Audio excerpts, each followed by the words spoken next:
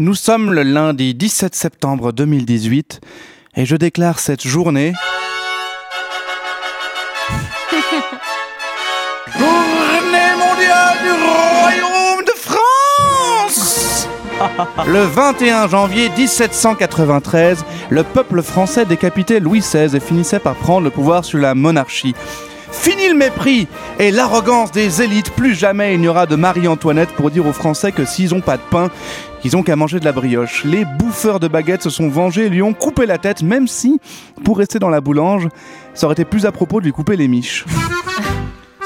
Sauf que 300 ans après, on peut pas vraiment dire que la distance entre le pouvoir et le peuple a fondu. Les présidents ne se sont pas gênés de rappeler à leur sujet qu'ils étaient des gueux immondes dont la misérable existence se résume à bramer du Johnny comme des veaux dans leurs entières d'occasion avant d'aller manger des escalopes panées dans des restaurants avec leur petit Jason, D-J-E-Z-O-N. En 2018, Emmanuel Macron, que vous pouvez aussi modestement appeler Jupiter, est là pour rappeler à toutes ces incommensurables feignasses qui se torchent le cul par terre qu'il ferait bien de se trouver un boulot.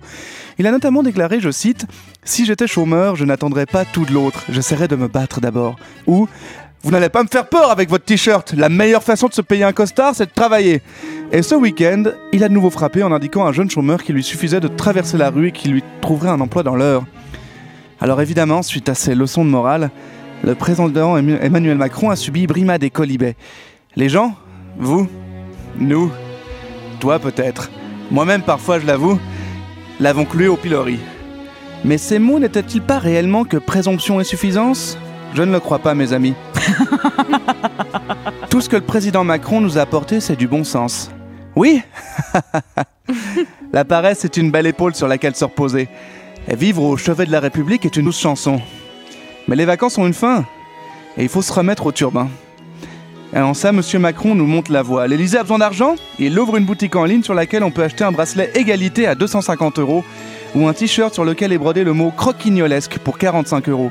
Tout ça avec un peu d'huile de coude et beaucoup de cœur.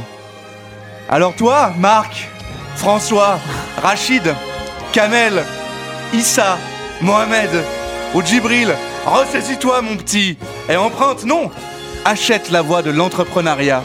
Parce que c'est bien joli de fumer de la Marie-Jeanne en caleçon en se lubrifiant le chibre devant un écran pendant que Bobonne prépare des nouilles instantanées à vos 11 enfants en éructant devant Hanouna, mais c'est pas ça qui fera tourner la France.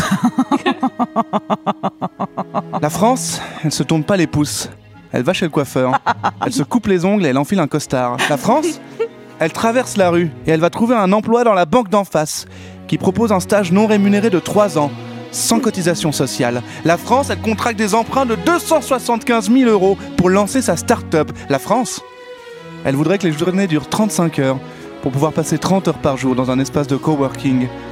La France, Julie, Mamadou et Karim, elle ne se cache pas derrière des excuses. Elle n'est pas une victime, elle est dynamique et elle saisit l'occasion au bon.